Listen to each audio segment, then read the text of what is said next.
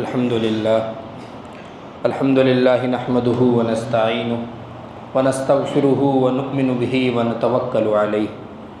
ونعوذ باللہ من شرور انفسنا ومن سیئات اعمالنا من يهده الله فلا مضل له ومن يضلل فلا هادي له ونشهد ان لا اله الا الله وحده لا شريك له ونشهد ان محمدا عبده ورسوله. قال اللہ تبارک و تعالی اعوذ باللہ من الشیطان الرجیم بسم اللہ الرحمن الرحیم والشمس وضحاها والقمر اذا تلاها والنہار اذا جلاها واللیل اذا یغشاها والسماء وما بناها والارض وما طحاها ونفس وما سواها فألہمها فجورها وتقواها قد افلح من زکاها وقد خاب من دساها كذبت ثمود بطغواها اذ انبعث اشقاها فقال لهم رسول الله ناقة الله وسقياها فكذبوه فعقروها فدمدم عليهم ربهم بذنبهم فسواها ولا يخاف عقباها. معزز مصلیان اعظام، کلام پاک کی ایک بہت ہی جامع سورت کی آپ کے سامنے تلاوت کی گئی، جس کا کلام پاک میں سورۃ الشمس نام ہے. یہ بالاتفاق مکی ہے، اس میں کسی کا کوئی اختلاف نہیں ہے، اور تقریباً 15 آیات پر یہ مشتمل ہے. اور یہ اتنی عظیم الشان سورت ہے. ویسے کلام اللہ جتنا بھی ہے شروع سے آخر تک تمام کا تمام عظیم الشان ہے، لیکن اس کی تمام آیات میں نزول کے بعد بڑے بڑے ادبا، بڑے بڑے عقل مند کفار مکہ، مشرکین، جتنے بھی عربی زبان سے واقف تھے، عربی زبان کے ماہر تھے، تمام کے تمام سوچ میں پڑ گئے. کلام اللہ شریف کی آیتیں رات دن ان کو ٹینشن دینے کے لیے کافی تھی، کیونکہ وہ کلام اللہ شریف کا انکار بھی کر دیتے تھے، اور کلام اللہ شریف کے جیسی کوئی ایک چھوٹی سی صورت یا کوئی ایک چھوٹی سی آیت بنانے سے وہ قاصر بھی تھے. بہت کوششیں انہوں نے کی، لیکن ہر کوشش میں وہ ناکام ہوئے، ہر مرتبہ ناکام ہوئے، اور کلام پاک نازل ہوتا گیا اور ان کی ٹینشنیں بڑھتی گئیں. تو یہ جو صورت ہے سورۃ الشمس، یہ ان کی ٹینشن بڑھانے کے لیے اس معنی کر بھی ہے کہ نہ تو یہ نثر ہے. نثر کہتے ہیں نارمل ٹیکسٹ کو، جیسے ناولس ہوتی ہیں، کتابیں ہوتی ہیں، وہ خواہ دینی کتابیں ہوں یا دنیاوی کتابیں ہوں جو عربی زبان میں لکھی جاتی ہیں، یا کسی بھی زبان میں ہو جو نارمل ٹیکسٹ ہوتا ہے جس میں ہم بات کرتے ہیں، جو ہمارا کمیونیکیٹ اسٹائل ہے، اس کو ہم بولتے ہیں نثر. تو نہ تو یہ نثر ہے، اور ایک ہوتا ہے نظم، اور نہ یہ جو ٹیکسٹ ہے یہ نظم ہے. نظم جیسے ہم طرز میں پڑھتے ہیں، اس کے نظم کا ایک وزن فکس ہوتا ہے، اوزان اس کے مرتب کیے جاتے ہیں. تو نہ یہ نظم ہے، تو یہ ہے کیا؟ بڑی ٹینشن ہوئی کفار مکہ کو. کچھ لوگوں نے کہا اللہ تبارک و تعالیٰ کی طرف سے ہے، مان لیتے ہیں، پھر کچھ لوگوں نے اپنی عناد اور سرکشی کی وجہ سے انکار کیا. تو بہرحال کلام اللہ شریف کی یہ صورت ایک ایسی صورت ہے جو بہت ہی جامع ہے. اللہ تبارک و تعالیٰ نے جس میں کفار مکہ کو دوسروں کے احوال سنا کر دھمکایا ہے، ڈرایا ہے، آخرت کی یاد دلائی ہے، اپنے قدرت کا اظہار کیا ہے. حضرت صالح علیہ السلام کا قصہ اس میں مذکور ہے، اس کی طرف اشارہ ہے. اور اللہ تبارک و تعالیٰ نے شروع کی 7 آیات میں 7 اسٹرانگ قسمیں کھائی ہیں، بہت مضبوط قسمیں کھائی ہیں. اور جیسا کہ ہم بارہا اور سینکڑوں مرتبہ بتا چکے ہیں کہ اللہ تبارک و تعالیٰ جب قسم کھاتے ہیں تو اس کا مطلب یہ ہے کہ کچھ خاص ہے، ورنہ تو اللہ تبارک و تعالیٰ کی ذات سے بھلا کس کو یہ شک و شبہ ہے کہ اسے قسم کھا کر بیان کرنے کی ضرورت پڑتی ہے؟ نہیں. لیکن اللہ تبارک و تعالیٰ نے جگہ جگہ پر اتمام حجت کے لیے، تاکہ حجت تام ہو جائے اور بعد میں پھر کسی طرح کا یہ شبہ یا کہنے والوں کو یہ موقع نہ رہے کہ ہمیں تو بہت زیادہ کانفیڈنس کے ساتھ بتایا نہیں گیا تھا، اس لیے ہم ایمان نہیں لائے تھے۔ اس لیے اللہ تبارک و تعالیٰ نے اس سورت کے شروع میں بھی 7 قسمیں کھائی ہیں اور پھر رزلٹ کو بیان کیا ہے۔ چنانچہ وہ 7 قسمیں کیا ہیں؟ سب سے پہلے اللہ تبارک و تعالیٰ نے ارشاد فرمایا والشمس وضحاها، قسم ہے سورج کی اور اس کی روشنی کی۔ ضحا، اس میں ایک لفظ استعمال ہوا ہے ضحا۔ ضحا اشراق کے بعد اور چاشت سے پہلے کا وقت ہوتا ہے، جب سورج مکمل نظر تو آتا ہے، لیکن اگر کوئی سورج کو دھیان سے دیکھنا چاہے تو اس کی آنکھیں چکا چوند نہیں ہوتی۔ مطلب سورج پورا نظر آتا ہے، لیکن چونکہ بیچ میں نہیں آتا اور بیچ کے قریب نہیں ہوتا، دور ہوتا ہے، طلوع کے بالکل ایک دم اوپر ہوتا ہے، تو زیادہ تمازت اس کی نہیں ہوتی ہے، زیادہ آنکھوں کو خیرہ نہیں کرتا ہے۔ آرام سے آپ طباق کی طرح ایک گول تھالی جیسا اپنی آنکھوں سے دیکھ سکتے ہیں۔ تو گویا کہ اللہ تبارک و تعالیٰ نے قسم کھائی ہے سورج کی، جب وہ مکمل طور پر طلوع ہو کر باہر آ جائے، اشراق کے جسٹ بعد کا جو وقت ہوتا ہے جس میں ہم نمازیں پڑھنا شروع کر دیتے ہیں اشراق کی، اسی وقت کی قسم کھائی ہے۔ دوسرے نمبر پر اللہ تبارک و تعالیٰ نے قسم کھائی ہے، اور میں نے بتایا تھا کہ وہ جو ہوتا ہے وہ یہ قسم کے لیے ہوتا ہے۔ ہم جو ترجمہ کر رہے ہیں کہ سورج کی قسم، چاند کی قسم اور فلاں کی قسم، فلاں کی قسم، یہ جو قسم کا ترجمہ ہے یہ واو کا ہے، جو واو اس کے شروع میں ہے والشمسی، یہ جو والشمس میں واو ہے اس کا ترجمہ ہے قسم کا۔ والقمر اذا تلاہا، اور قسم ہے چاند کی جب وہ سورج کے پیچھے پیچھے آ جائے۔ تو اس کی 2 تفسیریں علماء نے کی ہیں۔ چاند کا سورج کے پیچھے آنے کا کیا مطلب ہے؟ ایک مطلب تو یہ ہے کہ چاند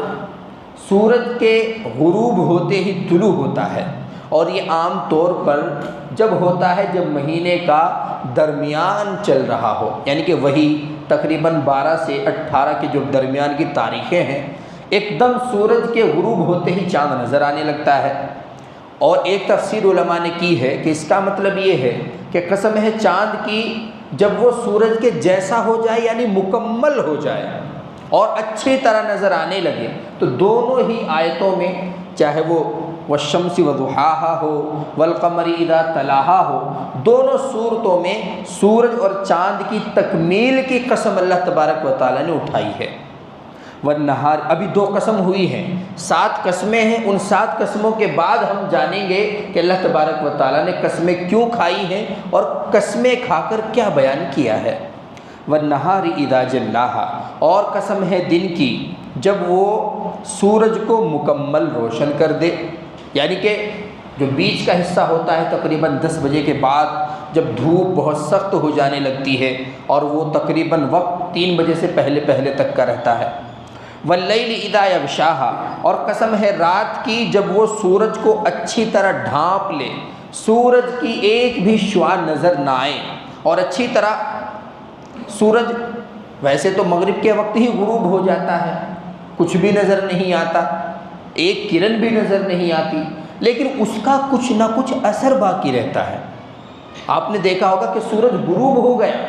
مغرب کی نماز بھی ہو گئی، مغرب کی نماز کے بعد آپ باہر نکلتے ہیں، کوئی لائٹ بھی نہیں جل رہی ہے، پھر بھی انسان چلتے پھرتے نظر آ رہے ہیں اور پہچانے میں بھی آ رہے ہیں کہ کون چل رہا ہے۔ اس وقت کی قسم نہیں، جب اچھی طرح ایک دم بالکل پیور نائٹ ہو جائے، یعنی کہ عشاء کے بعد سے لے کر جو تہجد تک کا وقت ہے، پھر تہجد کے بعد بھی تھوڑا تھوڑا انسان کا چہرہ نظر آنے لگتا ہے، تو اس کی قسم کھائی۔ تو یعنی کہ ایسے دن کی قسم کھائی جو مکمل روشن ہو، اور ایسی رات کی قسم کھائی جو مکمل تاریک ہو۔ 5ویں نمبر پر والسماء وما بناہا، اور قسم ہے آسمان کی اور اس کو بنانے والے کی، یعنی اللہ تبارک و تعالیٰ کی۔ اور قسم والارض وما طحاہا، قسم ہے زمین کی اور اس کو بچھانے والے کی، اس کو پھیلانے والے کی۔ 7ویں نمبر پر ونفس وما سواہا، اور قسم ہے نفس کی، جان کی، ہر ایک جان کی، وما سواہا، اور اس ذات کی جس نے اس کو درست بنایا، مکمل بنایا۔ اور اس کی تکمیل کی۔ یہ 7 قسمیں اللہ تبارک و تعالیٰ نے کھائی ہیں۔ آگے اللہ تبارک و تعالیٰ ارشاد فرماتے ہیں نفس کے سلسلے میں جو 7ویں قسم ہے اسی کی ایکسپلینیشن ہے، فَأَلْهَمَهَا فُجُورَهَا وَتَقْوَاهَا، کہ قسم ہے نفس کی اور اس ذات کی جس نے اس کو مکمل بنایا، درست بنایا، اور پھر اس نفس کو الہام کیا اس کے فسق و فجور کی باتوں کا بھی اور اس کی اچھی باتوں کا بھی۔ تو یہ 7 قسمیں ہوئی۔ اب یہاں پر اللہ تبارک و تعالیٰ نے الہام کا ذکر فرمایا، یعنی اللہ تبارک و تعالیٰ نے جس انسان کو بھی پیدا کیا تو گویا کہ پیدا کرنے کے بعد اس کو اچھے اور برے دونوں راستوں کی تعلیم دے دی، دونوں راستوں کو دکھا دیا، دونوں راستوں کو بتا دیا۔ جیسے کہ ایک ٹیچر کہتا ہے 1 مہینے کے بعد ایگزام ہے، یہ تمہاری بکس ہے اور یہ موبائل ہے، اب چاہے تم اپنی بکس میں انوالو ہو جاؤ، مشغول ہو جاؤ، اچھی طرح تیاری کرو اور ایگزام میں پاس ہو جاؤ، اور چاہے رات دن تم موبائل میں لگے رہو، اپنا وقت خراب کرتے رہو اور ایگزام میں فیل ہو جاؤ۔ اب اختیار اس کے ذمے ہے، ایک راستہ اس کو اختیار کرنا ہے۔ اسی طریقے سے اللہ تبارک و تعالیٰ نے 2 راستوں کی طرف رہنمائی کی انسان کی پیدا کرنے کے بعد۔ کچھ لوگوں کا اعتراض ہے کہ جب اللہ تبارک و تعالیٰ نے تخلیق کے وقت ہی انسان کو مجبور کر دیا، یعنی کہ یا تو وہ اچھا کام کرے گا یا تو وہ برا کام کرے گا، اور جو بھی کرے گا وہ اللہ کے حکم سے کرے گا، تو جب تمام کام اللہ کے حکم سے ہو رہے ہیں تو انسان تو مجبور ہوا، اور جو انسان مجبور ہوتا ہے اس کو پھر نہ تو ثواب کا کام کرنے پر ثواب ملنا چاہیے اور نہ اس کو گناہ کا کام کرنے پر عذاب ملنا چاہیے۔ جیسے انسان ہے کافر ہے، اچانک مسجد میں پھنس گیا، باہر جھگڑا چل رہا ہے، باہر نکلے گا تو مارا جائے گا، اندر رہے گا نماز نہیں پڑھے گا تو اندر والے پیٹیں گے۔ اب وہ مجبوری میں نیت باندھ کر کھڑا ہو جاتا ہے، اب وہ تو مجبور ہے، نماز پڑھ رہا ہے لیکن مجبوری میں، اب ثواب تو نہیں ملے گا۔ اسی طریقے سے کوئی انسان ہے بے بس ہے، بندوق اس کی کن پٹی پر رکھی ہوئی ہے اور اس کو مجبور کیا جاتا ہے کہ شراب پیو، ایسی صورت میں اگر وہ مجبور ہو کر اپنی جان بچانے کے لیے شراب کو پی لیتا ہے تو وہ تو مجبور ہے، گناہ تو اس کو نہیں ملتا، شریعت کا بھی یہی حکم ہے۔ تو کچھ لوگوں کا یہی اعتراض ہے کہ جب اللہ تبارک و تعالیٰ نے انسان کی تخلیق میں اس کو پیدا کرتے وقت ہی دونوں چیزوں کا فیصلہ کر دیا، تمام چیز اس کی تقدیر میں لکھ دی، تمام چیزیں اس کے لیے متعین کر دی ہیں، پھر اگر وہ کچھ اچھا یا برا کام کرتا ہے تو اس کے لیے ثواب یا عذاب کیوں؟ اسی کا جواب اللہ تبارک و تعالیٰ نے دیا فَأَلْهَمَهَا فُجُورَهَا وَتَقْوَاهَا، کہ اللہ تبارک و تعالیٰ نے راستے تو 2 بنائے ہیں، ضرور بنائے ہیں، لیکن اللہ تبارک و تعالیٰ نے انسان کو مجبور محض نہیں بنایا۔ اللہ تبارک و تعالیٰ نے انسان کو ایسا نہیں بنایا کہ اس کے تمام فیصلے دوسرا کوئی شخص لے رہا ہے، اس کے اندر کوئی ایسا شیطان چھپا بیٹھا ہے جو اس کا ہاتھ خیر کے کام سے ہٹا کر بدی کے کام میں ڈال رہا ہے۔ نہیں، اختیار انسان کو خود کا دے رکھا ہے۔ اب چاہے وہ شخص اچھے راستے پر چل کر حلال کاموں میں مشغول ہو کر جنت کا راستہ اختیار کر لے، اور یا پھر غلط کاموں میں ملوث ہو کر جہنم کا راستہ اختیار کر لے۔ فَأَلْهَمَهَا فُجُورَهَا وَتَقْوَاهَا، یہی مطلب ہے اس کا کہ اللہ تبارک و تعالیٰ نے اس کو غلط کام کا بھی طریقہ دکھا دیا ہے، سوچ بوجھ اس کو دے دی ہے، اور اس کو اچھی بات کا بھی راستہ بتا دیا ہے، اچھی بات کی بھی سوچ اور بوجھ سمجھ اس کو دے دی ہے۔ تو بہرحال یہ 7 قسمیں ہیں۔ 7 قسموں کے بعد اللہ تبارک و تعالیٰ فرماتے ہیں قد افلح من زکاہا۔ اتنی ساری قسمیں کھانے کے بعد سن لو، کامیاب ہو گیا وہ شخص جس نے اپنے نفس کو پاک کر لیا۔ پاک کرنے سے مراد ہے کہ اخلاق رذیلہ سے اپنے آپ کو بچا لیا، یہ اندر کی صفائی کی بات چل رہی ہے۔ اور آپ نے دیکھا ہوگا کلام پاک میں کھل کر ایک آدھ جگہ کے علاوہ کہیں پر بھی ظاہری پاکی کا بیان ہے ہی نہیں۔ جہاں پر ایک آدھ جگہ وضو کا بیان ہے، غسل کا بیان ہے، وہاں پر صرف باہر کی صفائی کے مسائل بتائے گئے ہیں، وہ بھی صرف مسائل بیان کرنے کے لیے، ورنہ پورے کلام پاک میں تقوی کا لفظ آیا ہے، اس کو بھی دل کی صفائی ہی کا نام تقوی ہے۔ تزکیے کا لفظ آیا ہے، تزکیہ بھی دل کی صفائی کا ہی نام ہے۔ اسی طریقے سے اللہ تبارک و تعالیٰ نے اپنا ڈر جہاں پر دکھایا ہے اور اپنا خوف جہاں پر دل میں رکھنے کی تلقین کی ہے، تو خوف دل میں رکھنا یہ بھی اندر کی صفائی ہی کا نام ہے۔ تو اللہ تبارک و تعالیٰ نے اسی لیے 7 قسمیں کھا کر کہا کہ کامیاب تو وہ ہے جس نے اپنے اندر کو صاف ستھرا کر لیا، کینہ سے، حسد سے، بغض سے، جلن سے، کدورت سے، اناد سے، ضد سے، ہٹ دھرمی سے، چوری سے، کسی کا برا چاہنے سے، کسی کی ٹوہ میں لگنے سے، اور اسی طرح کسی کی طاق میں بیٹھنے سے۔ یہ تمام عادات وہ ہیں جو باہر سے نہیں دکھتی، ان کا تعلق اندرونی سچویشن سے ہوتا ہے، اندرونی کیفیت سے ہوتا ہے۔ تو 7 قسمیں کھا کر اللہ تبارک و تعالیٰ ارشاد فرماتے کہ قسم کھا کر کہتا ہوں، کامیاب صرف وہ شخص ہے جس نے اپنے نفس کو پاک صاف کر لیا۔ ظاہری پاکی، ظاہری صفائی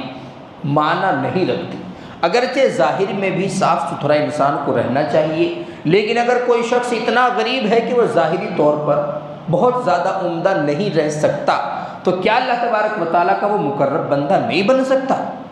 بن سکتا ہے۔ اسی لیے اللہ تبارک و تعالیٰ نے جہاں پر بھی بات کی ہے وہ باطنی صفائی کی بات کی ہے، ورنہ تو نبی آخر الزماں، فخر دو عالم، سرور کائنات، ہماری اور آپ کی گردنوں کے سردار، آقائے نامدار حضرت رسول خدا صلی اللہ علیہ وسلم کی چادر میں، کرتہ مبارکہ میں پیوند لگے ہوئے نہ ہوتے، حضرت عمر خلیفہ ثانی منبر پر خطبہ دینے کے لیے تشریف لے جا رہے ہیں، اور جو کرتا پہن کر تشریف لے جا رہے ہیں اس پر پیچھے پیوند لگے ہوئے ہیں، تو کیا وہ اللہ تبارک و تعالیٰ کے مقرب بندے نہیں تھے؟ نعوذ باللہ۔ اسی لیے اللہ تبارک و تعالیٰ نے ظاہری ٹیپ ٹاپ کی بات نہیں کی، جہاں پر بھی بات کی ہے اندرونی صفائی کی بات کی ہے، اور وہی امپورٹنٹ ہے۔ اے دل، ایک شاعر نے کہا ہے کہ اے دل خدا کی یاد سے غافل نہ ہو ذرا، اے دل خدا کی یاد سے غافل نہ ہو ذرا، گزری جو شب شباب ہے اب تو نہ سو ذرا۔ جو غفلت میں راتیں گزر گئی ہیں ان کو چھوڑو، اب تو جاگ جاؤ، اور ظاہر بدن کے میل کو تو دھوتا ہے رات دن، باہر بدن پر جو انسان کے ڈسٹ لگ جاتا ہے، میل جس کو بولتے ہیں، اس کو دھونے میں تو اب یہ شیمپو استعمال کر رہا ہے، اب یہ صابن استعمال کر رہا ہے، اب سر کا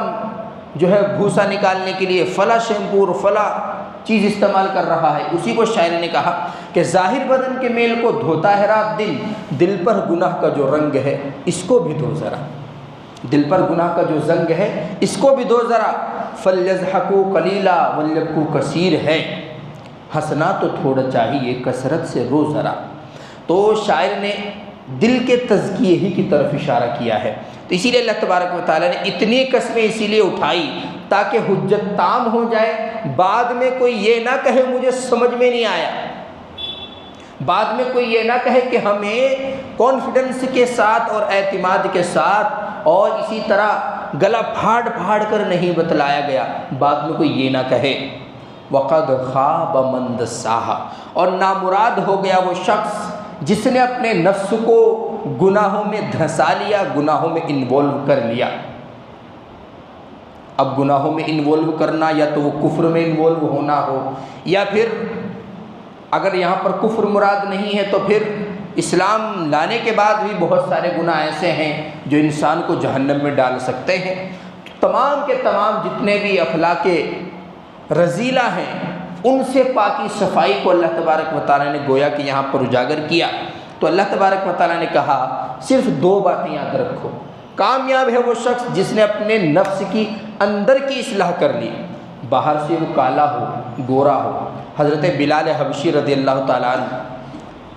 رنگ کے اعتبار سے، قد و قامت کے اعتبار سے، جسم و جثے کے اعتبار سے دیکھنے میں بھلے معلوم نہیں ہوتے تھے، لیکن حضور صلی اللہ علیہ وسلم نے جب اپنے گلے سے لگایا تو تمام صحابہ کرام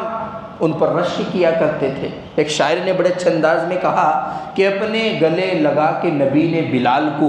دنیا سے کالے گوروں کا جھگڑا مٹا دیا۔ تو حضور صلی اللہ علیہ وسلم کے یہاں اللہ تبارک و تعالیٰ کی بارگاہ میں، اس کے دربار میں، اللہ کے یہاں صرف اگر کوئی چیز امپورٹنٹ ہے تو وہ اندر کی صفائی ہے، دلوں کا تقویٰ ہے۔ اللہ تبارک و تعالیٰ نے آگے پھر ایسے ہی لوگوں کو مثال میں بیان کیا،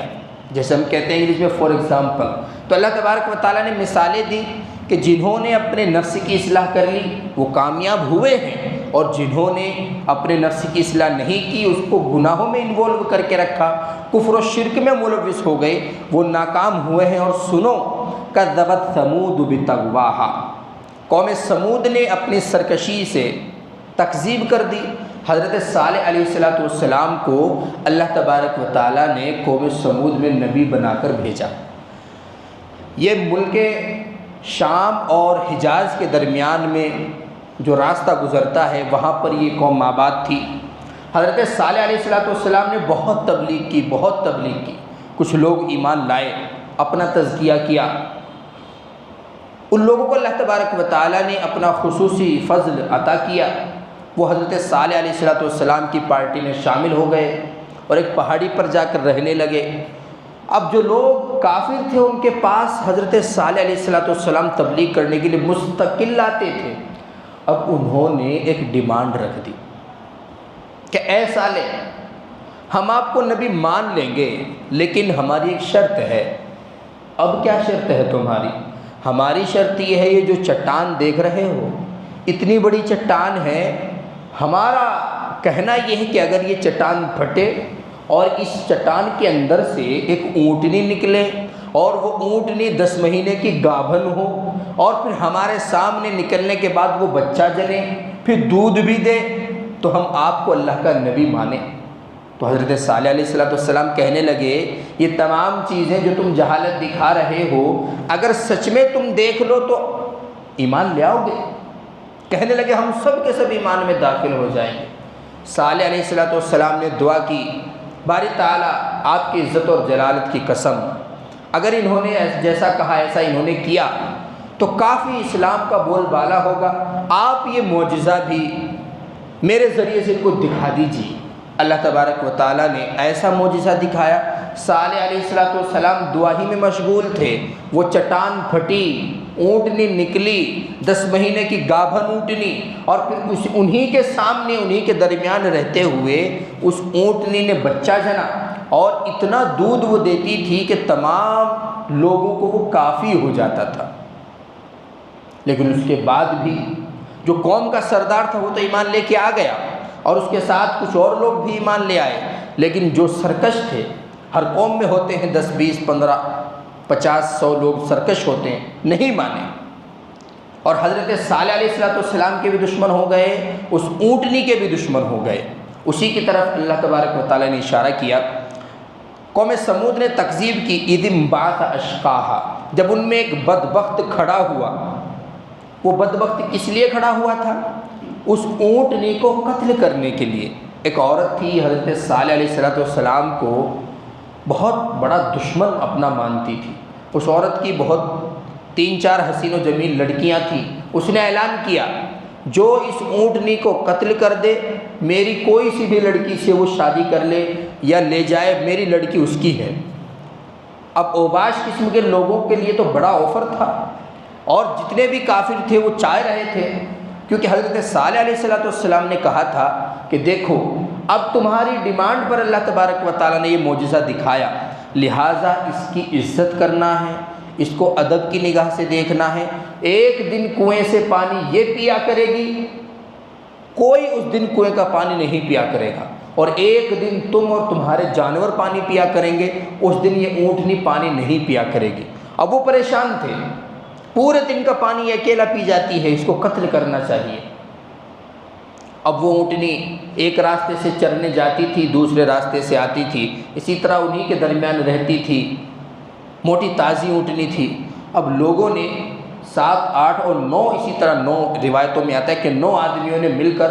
راستے میں گھیراؤ کر لیا کہ جس راستے سے وہ اونٹنی آئے گی اس کو قتل کر ڈالیں گے۔ تو فوراً جیسے ہی وہ اونٹنی آئی، ایک بدبخت نے تیر مارا، وہ اس کی ران میں لگا جس کی وجہ سے وہ نیچے گر گئی۔ اسی طریقے سے پھر ایک بدبخت کھڑا ہوا جس کا ذکر یہاں پر ہے، اور اس نے اس کے کوہان کاٹ دیے، اس کو وہیں پر قتل کر دیا۔ حضرت صالح علیہ السلام کو پتہ چلا تو بڑا دکھ ہوا۔ حضرت صالح علیہ السلام نے کہا، بدبختو، ایک تو اللہ تبارک و تعالیٰ کے معجزے کے بعد تم ایمان نہیں لائے، دوسرے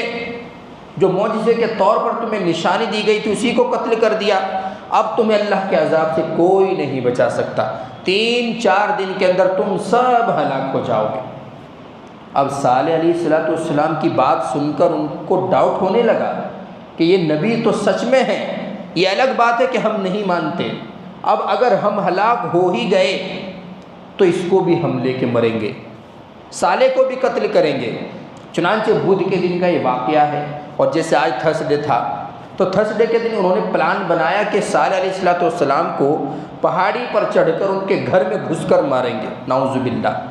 پہاڑی پر قوم کے کچھ لوگ چڑھنے لگے، اللہ تبارک و تعالیٰ نے اس پہاڑی سے اتنی بڑی چٹان کو ان کی طرف کھسکا دیا کہ وہ تمام کے تمام پس گئے اور ان کی چٹنی بن گئی، ایک بھی زندہ نہیں بچا۔ اس کے بعد جمعے کے دن ان کے چہرے زرد پڑنے لگے، پھر اسی طرح سیٹرڈے آیا، چہرے بلیک ہونے لگے، اور پھر سنڈے کے دن اتنی سخت اور زوردار آسمان سے گرج اور کڑک کی آواز آئی کہ وہ برداشت نہیں کر سکے، ان کے کلیجے پھٹ گئے اور نیچے سے زلزلے شروع ہو گئے، اور وہ پوری قوم وہیں پر ہلاک ہو گئی۔ ایک عورت بچی صرف اس لیے تاکہ دوسرے شہر میں جا کر دوسرے لوگوں کو جا کر اپنی آنکھوں سے دیکھا ہوا یہ واقعہ بتائے۔ وہ عورت بچ کر بھاگی اور اس نے دوسرے شہر میں جا کر یہ واقعہ بتایا کہ صالح علیہ السلام اللہ کے سچے نبی ہیں، ہم نے ان کی تکذیب کی، ان کو ہر طرح سے ستایا، لہٰذا ہم پر اللہ کا عذاب آ گیا اور کوئی نہیں بچا۔ اور یہ تمام باتیں دوسرے لوگوں کو بیان کرنے کے بعد اس نے پانی طلب کیا، اور پانی پینے کے فوراً بعد وہ بھی وہیں انتقال کر گئی۔ اسی طرح اس قوم کا ایک شخص حرم شریف میں گیا ہوا تھا، جب وہ حرم شریف سے باہر نکلا اپنے قوم کے احوال دیکھنے کے لیے آیا تو وہ بھی اللہ تبارک و تعالیٰ کی طرف سے پتھر کے ذریعے وہیں پر ہلاک ہو گیا۔ ایک بھی شخص، چھوٹا بڑا بوڑھا کمزور طاقتور بچہ، کوئی بھی نہیں بچا۔ اس طرح اللہ تبارک و تعالیٰ نے ان کو تباہ کیا۔ اسی کی طرف اللہ تبارک و تعالیٰ نے اشارہ کیا کہ 7 قسمیں کھا کر جو میں نے بات بتائی کہ جس نے اپنے نفس کا تزکیہ کر لیا تھا، اس کو گناہوں سے پاک کر لیا تھا، صالح علیہ السلام کے ساتھ شامل ہو گئے تھے، وہ تو بچ گئے، اور جنہوں نے اپنے نفس کو گناہوں کی دلدل میں پھنسا لیا تھا وہ بدبخت ہو گئے۔ اذ انبعث اشقاہا، جب وہ بدبخت کھڑا ہوا اس اونٹنی کو قتل کرنے کے لیے تو صالح علیہ السلام نے کہا، ان کو خطرہ تھا کہ یہ اس کو قتل کریں گے، فقال لهم رسول اللہ، صالح علیہ السلام نے ان سے کہا، ناقۃ اللہ وسقیاہا، اللہ تبارک و تعالیٰ کی طرف سے بھیجی گئی اس اونٹنی سے ڈرنا، یعنی کہ اس کا احترام کرنا، اور اس کو پانی پلانے کی جو باری ہے اس سے بھی ڈرنا، یعنی کوئی ہیرا پھیری مت کرنا۔ فَكَذَّبُوهُ فَعَقَرُوهَا، انہوں نے تکذیب کی اور اس کو ذبح کر دیا، اس کو شہید کر دیا۔ فَدَمْدَمَ عَلَيْهِمْ رَبُّهُمْ بِذَنبِهِمْ فَسَوَّاهَا، تو اللہ تبارک و تعالیٰ نے عذاب کا کوڑا ان پر مسلط کر دیا، ان کے گناہوں کی وجہ سے اللہ تبارک و تعالیٰ نے ان پر عذاب نازل کیا،